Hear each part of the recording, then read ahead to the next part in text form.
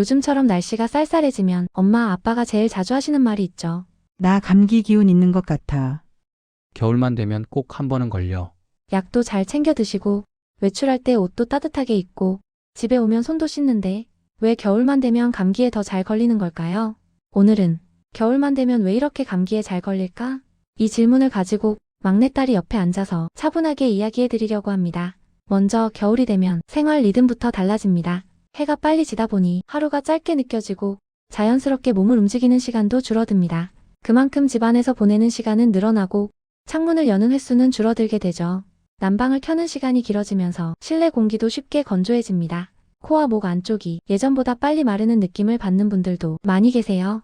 이런 변화 하나하나는 크게 불편하게 느껴지지 않을 수 있습니다. 하지만 이런 환경이 계속되면 몸에는 조금씩 부담으로 쌓이게 됩니다. 움직임이 줄어드는 것도 비슷합니다. 날이 춥다 보니 외출이나 산책을 미루게 되고 의자에 앉아있는 시간이 길어집니다. 이런 생활이 이어지면 몸 전체의 흐름도 조금 느려진 듯한 느낌을 받는 경우가 많았어요. 식사도 달라집니다.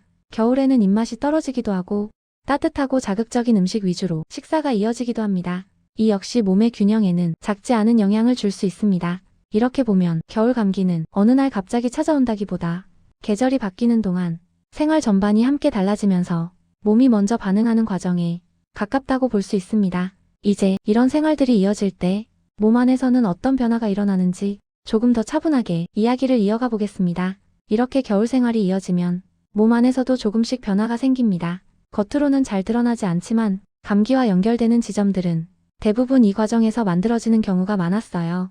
먼저 코와 목 안쪽의 변화부터 이야기해 볼게요. 겨울에는 공기가 차고 건조해지면서 코와 목 안쪽 점막이 쉽게 마르는 환경이 됩니다. 이 점막은 바깥에서 들어오는 먼지나 바이러스가 몸 안으로 바로 들어오지 않도록 막아주는 역할을 하는데요. 마른 상태가 오래 이어지면 그 기능이 예전만큼 부드럽게 작동하지 않는 경우가 많습니다.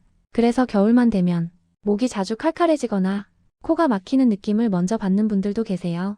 이런 변화는 이미 몸이 외부 자극에 조금 더 예민해졌다는 신호일 수 있습니다. 또 하나는 몸의 전체적인 순환입니다. 날이 추워지면 몸은 자연스럽게 체온을 유지하려고 합니다.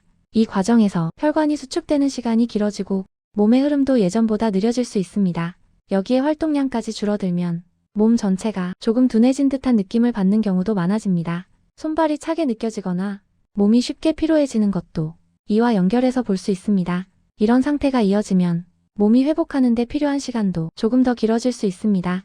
예전 같으면 하루 이틀 지나 괜찮아졌을 컨디션이 겨울에는 좀 더 오래 이어진다고 느끼는 분들도 계세요. 면역과 관련된 부분도 같이 생각해 볼 수 있습니다. 겨울에는 해가 짧아지고 실외 활동이 줄어들면서 몸이 받는 자극 자체가 달라집니다. 이 변화는 몸의 균형을 유지하는 과정에도 영향을 줄 수 있습니다. 특히 잠자는 시간이나 식사 시간이 불규칙해질 경우 몸은 예민하게 반응하는 편입니다. 이럴 때 감기처럼 흔한 질환에도 조금 더 쉽게 반응하는 경우가 많았어요. 여기에 실내에서 지내는 시간이 길어지면 공기순환이 잘 되지 않는 환경도 함께 만들어집니다. 이 역시 겨울 감기와 자주 함께 이야기되는 이유 중 하나입니다.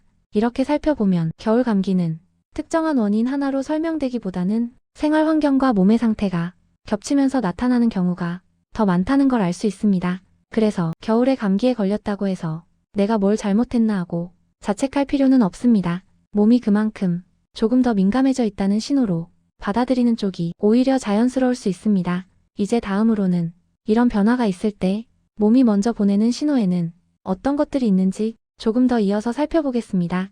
이런 변화들이 몸 안에서 이어지면 어느 순간부터 몸이 먼저 신호를 보내기 시작합니다. 이 신호들은 갑자기 심하게 나타나기보다는 오늘은 좀 이상한데? 이 정도로 느껴지는 경우가 많았어요. 가장 먼저 느끼는 변화는 목과 코 쪽에서 시작되는 경우가 많습니다. 아침에 일어났을 때 목이 평소보다 칼칼하게 느껴지거나 침을 삼킬 때 살짝 불편한 느낌이 들기도 합니다. 코가 막히지는 않았는데 숨이 시원하게 쉬어지지 않는 느낌을 받는 분들도 계세요. 이럴 때 많은 분들이 잠깐 그런 거겠지 하고 대수롭지 않게 넘기지만 몸에서는 이미 외부 자극에 조금 더 예민하게 반응하고 있을 가능성도 있습니다.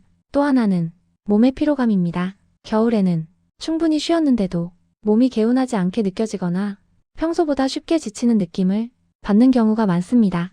특별히 아픈 곳은 없는데 몸이 무겁게 느껴진다면 이 역시 몸이 보내는 초기 신호 중 하나로 볼 수 있습니다. 열이 나지 않아도 몸이 으슬으슬 춥게 느껴지거나 등이나 어깨가 뻐근하게 느껴지는 분들도 종종 계세요. 이런 느낌은 겨울철 체온 조절과도 연관되어 나타나는 경우가 많았습니다. 코감기나 몸살처럼 분명한 증상이 나타나기 전에도 이렇게 애매한 신호들이 며칠 먼저 이어지는 경우가 많다는 점을 부모님들 이야기를 통해 자주 들을 수 있었습니다.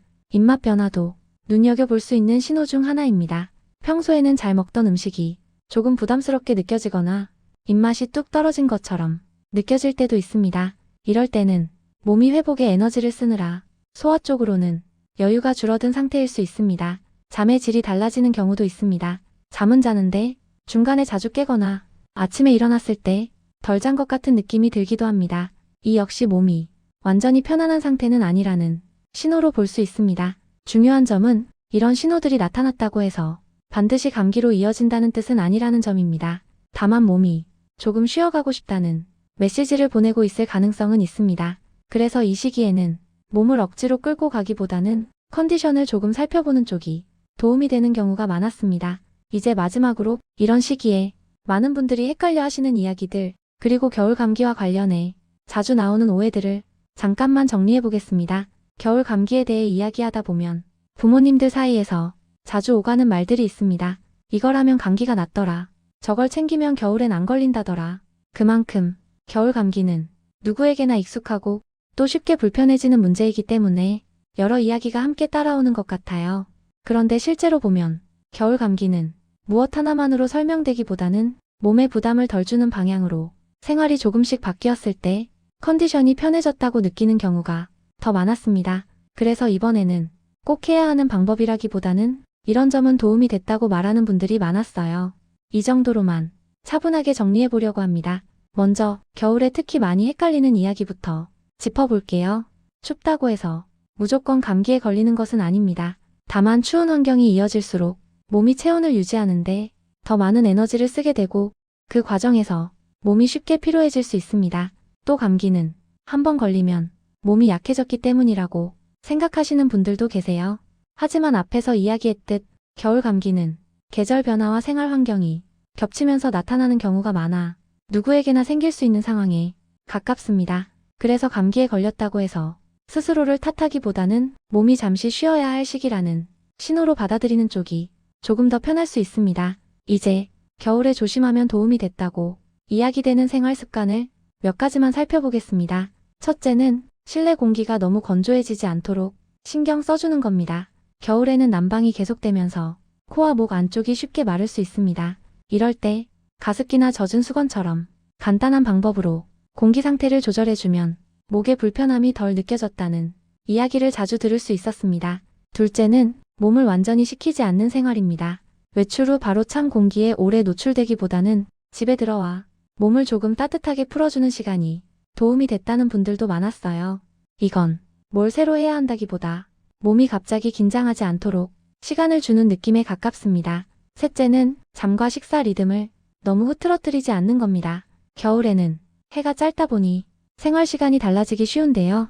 이럴수록 자고 먹는 시간만큼은 큰 변화 없이 유지했을 때 컨디션이 덜 흔들렸다고 느끼는 경우가 많았습니다. 이런 습관들은 당장 눈에 띄는 변화를 만들기보다는 겨울을 지나가는 동안 몸에 부담을 덜 주는 방향으로 도와주는 역할에 가깝습니다. 그래서 하나라도 이미 하고 계신 게 있다면 그것만으로도 충분히 잘하고 계신 거라고 생각하셔도 괜찮습니다. 오늘 이야기는 여기까지예요. 엄마, 아빠, 사람마다 몸 상태는 다르니까 조금이라도 불편하시면 전문의와 꼭 상담하시고요. 다음에도 엄마, 아빠 생각나서 찾아본 이야기 차분하게 정리해서 전해드릴게요. 오늘도 몸 편안하시고 따뜻하게 쉬세요. 고마워요.